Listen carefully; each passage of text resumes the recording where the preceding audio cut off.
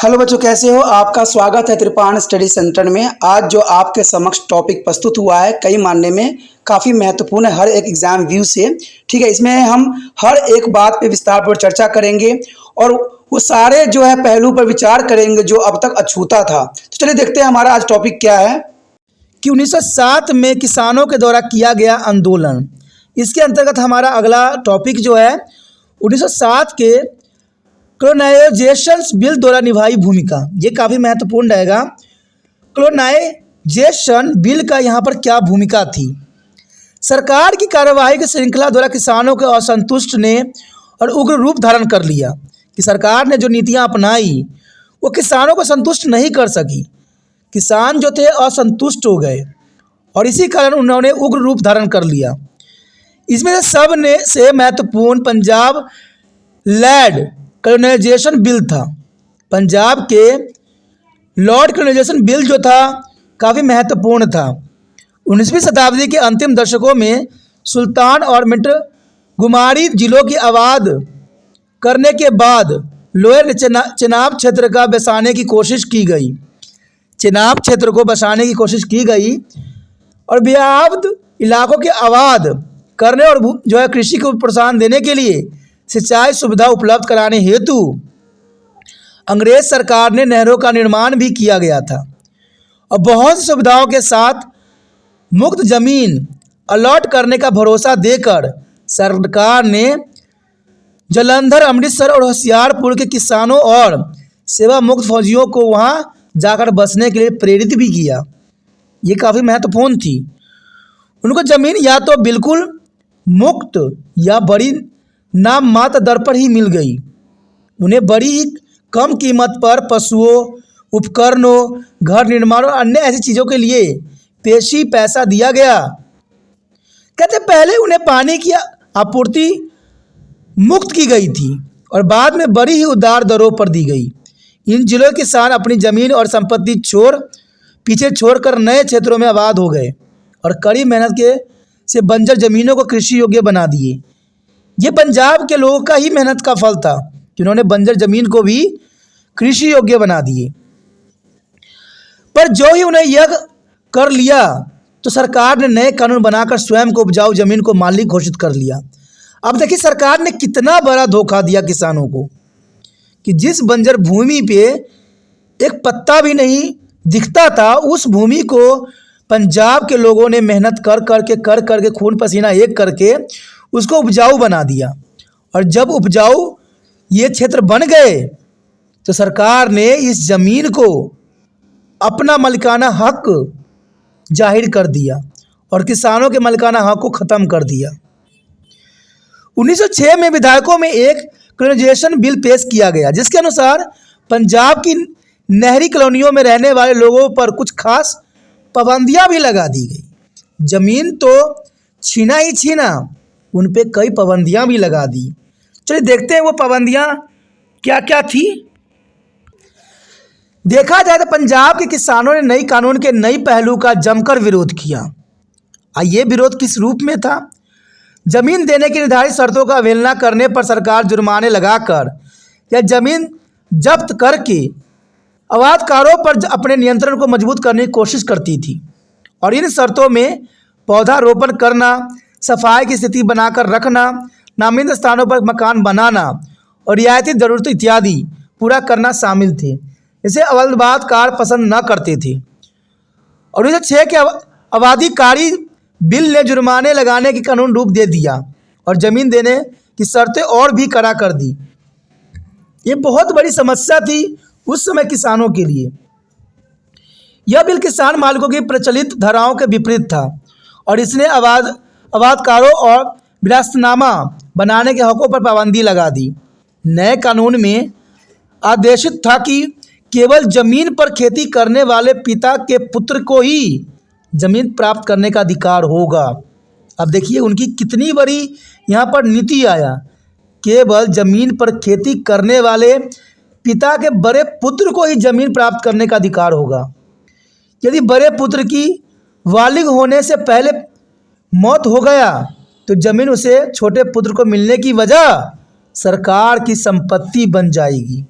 अब देखिए यहाँ पर अंग्रेजों ने कितनी बड़ी चाल चली कि बड़े पुत्र की मृत्यु हो जाने के बाद छोटे पुत्र को जमीन नहीं मिलेगा और ये जमीन जो होगा सरकार की संपत्ति बन जाएगा।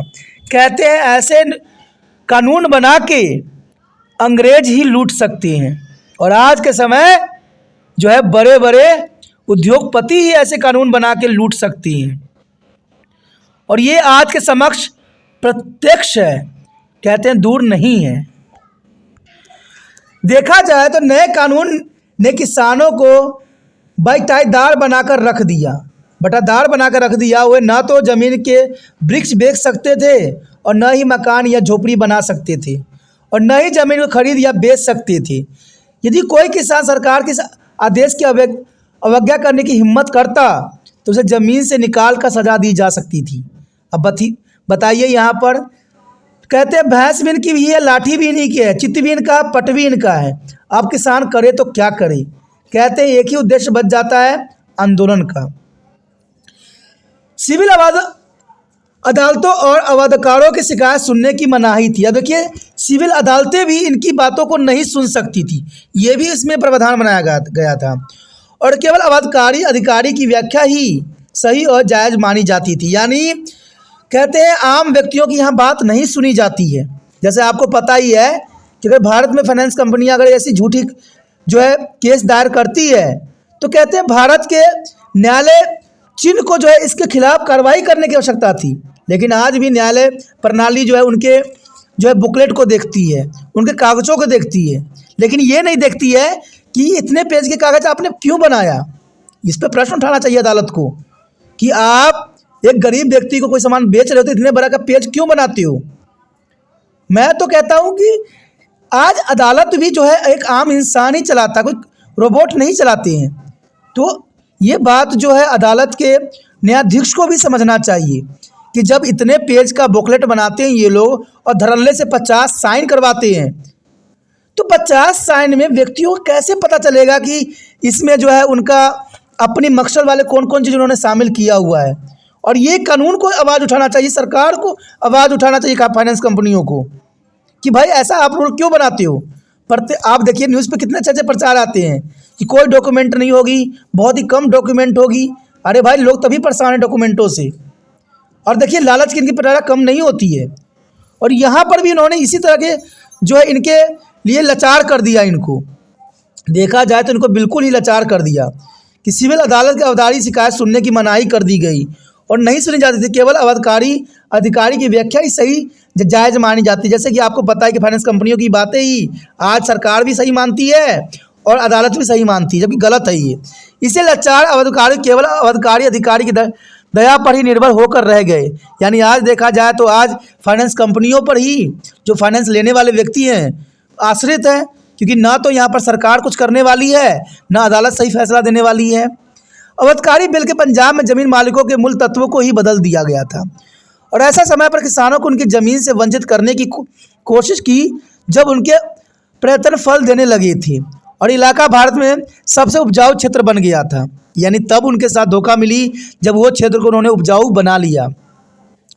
लोगों ने इसे न केवल भरोसे का उल्लंघन माना अतुल इसे सरकार का उसके व्यक्तिगत मामलों के सीधा दखल भी माना। अवधकारों के रोष में अवधकारी विभाग के कुशल शासन और उसके प्राचीन भ्रष्टाचार के मुद्दे भी जुड़ गए। तो ये काफ़ी महत्वपूर्ण है यहाँ पर। उसके पश्चात आता है कृषक विद्रोह के उत्तरदायी अन्य कारण। देखिए ये कारण तो थे ही थे और भी कारण हमारे समक्ष आता है। कहते हैं अवधकारी बिल के साथ ही नवंबर 1906 में सरकार ने बाड़ी द्वाब में नहरी पानी के शुल्क में तीक्ष्ण वृद्धि भी कर देने का आदेश दिया। यानी देखा जाए तो पानी के भी जो शुल्क दी जा रही थी, फ्री दी जा रही थी, उसमें अचानक जो है वृद्धि कर देने की आदेश दिया गया। जहां से अमृतसर, गुरदासपुर और लाहौर जिले में सिंचाई होती थी, स्वयं से ये औसत वृद्धि ही 25% थी, पर विशेष फसल पर यह 50% जो है ऊंची थी। इसके साथ ही नई सेटलमेंट और परिणाम स्वरूप जो है रामापिंडी जिले के भूमि लगान में भी तीखी वृद्धि हो गई। कहते हैं किसान अपने दैनिक जीवन में दखल देने की सरकार की कोशिश और साथ ही निम्न अफसरशाही व्यापक भ्रष्टाचार के कारण पहली चिढ़े हुए थे, जो कानून के जाल द्वारा उपलब्ध किया किसी भी मौके का हाथ से नहीं जाने देना चाहते थे और उन्हें रिश्वत के लिए परेशान भी किया करते थे।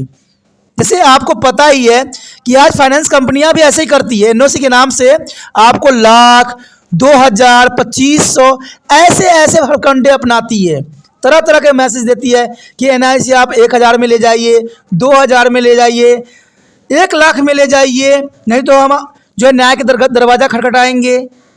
अरे भाई, ये कैसा कानून बनता जा रहा है। कहते हैं पहले भी वही थी और आज भी वही चीज़ अपना रहे हो। यानी आम गरीबों का जीना न तो उस समय था जब भारत आज़ाद नहीं थी, और जब भारत आज़ाद भी हुई तो आज भी आम लोगों को जीना संभव नहीं रह गया।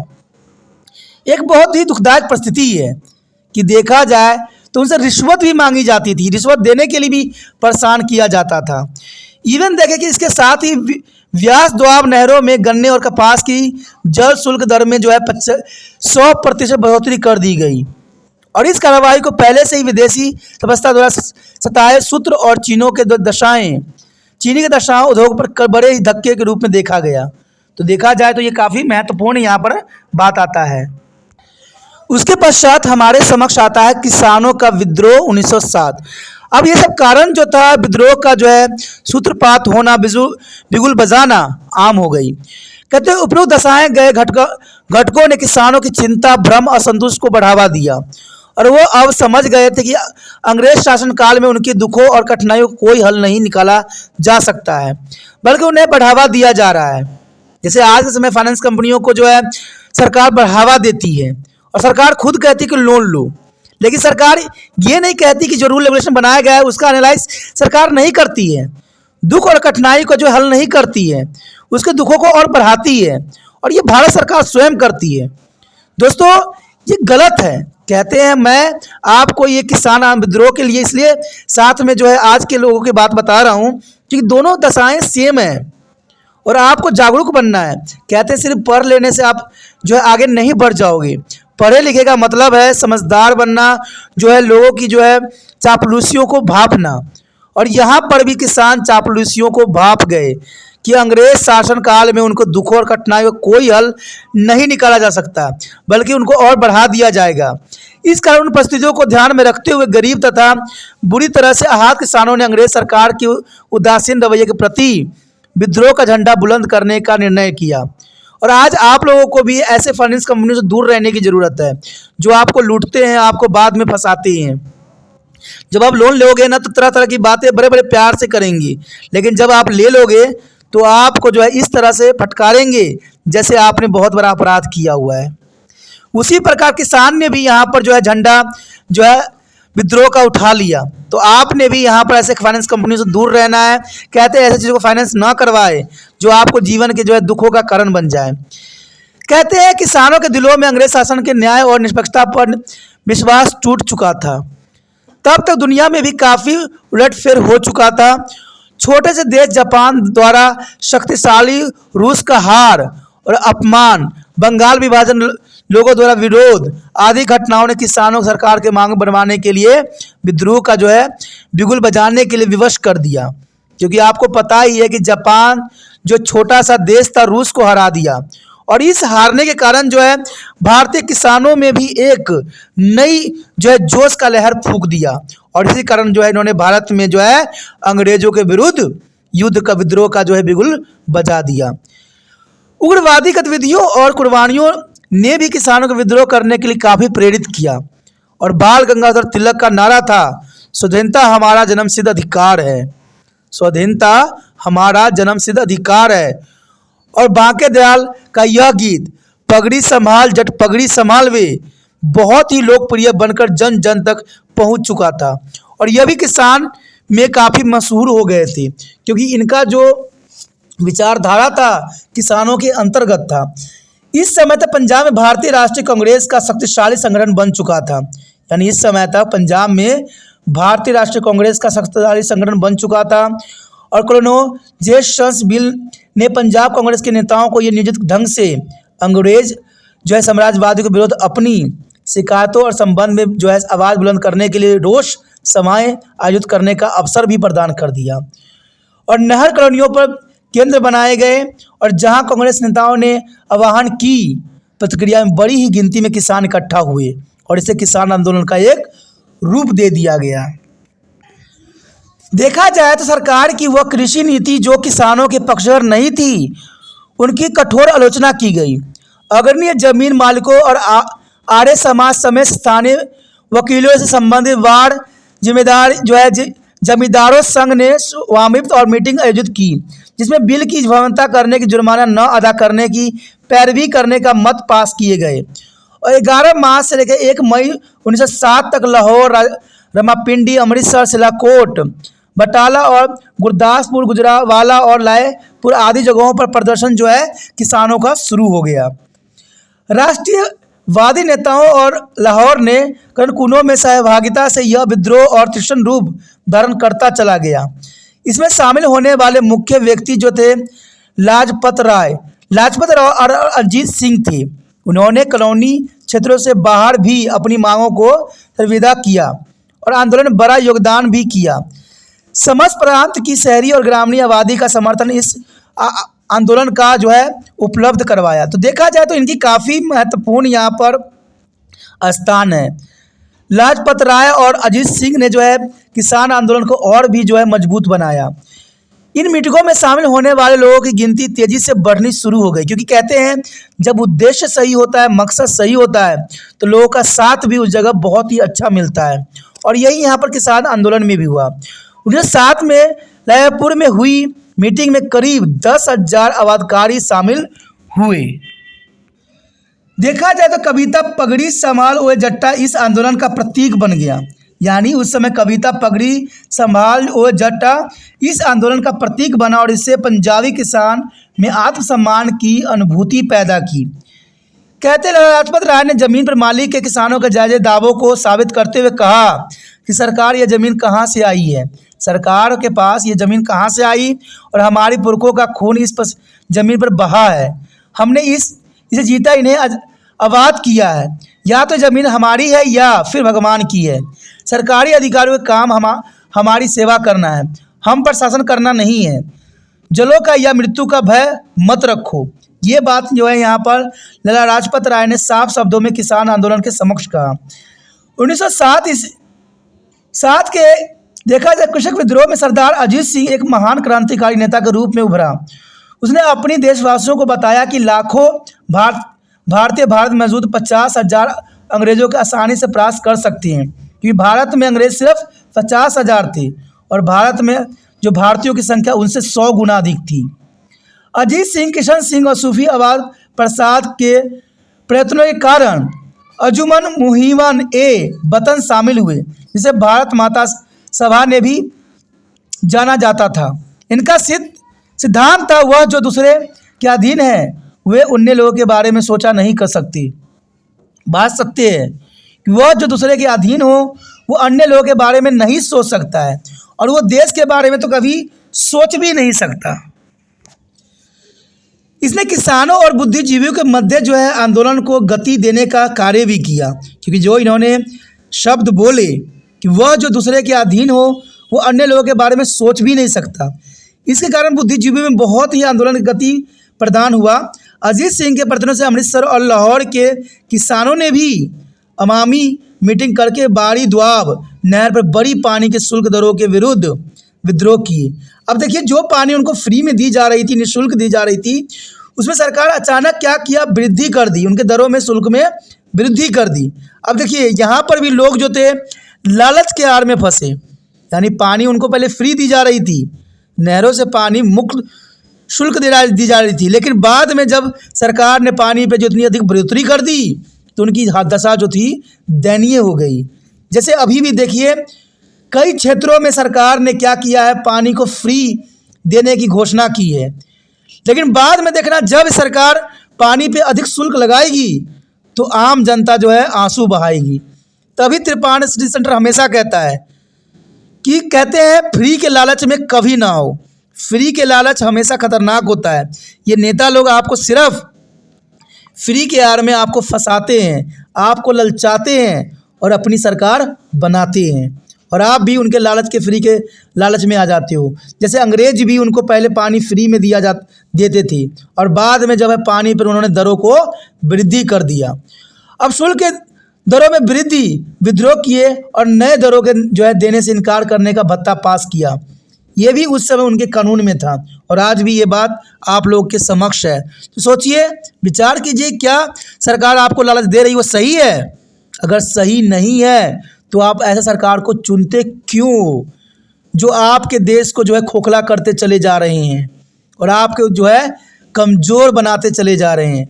बाद में देखिए दोस्तों, एक बात हमेशा याद रखिए कि कोई भी नेता लोग जो है खून पसीना आपके लिए जो है पत्थर नहीं तोड़ने जाते हैं, आपके लिए किसानी वो नहीं करते हैं। वो आपके कमाए हुए पैसों को जो है लूटते हैं। और वो कैसे लूटते हैं?